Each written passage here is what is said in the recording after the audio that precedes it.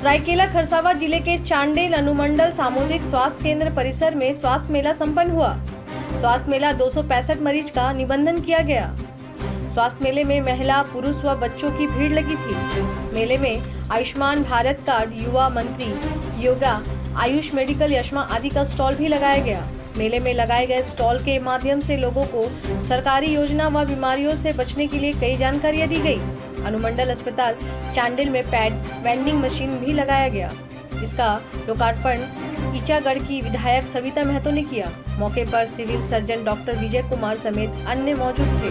विधायक सविता महतो ने कहा कि लोगों में अभी भी जागरूकता की कमी है। लोगों को नियमित जागरूक करते रहने की जरूरत है।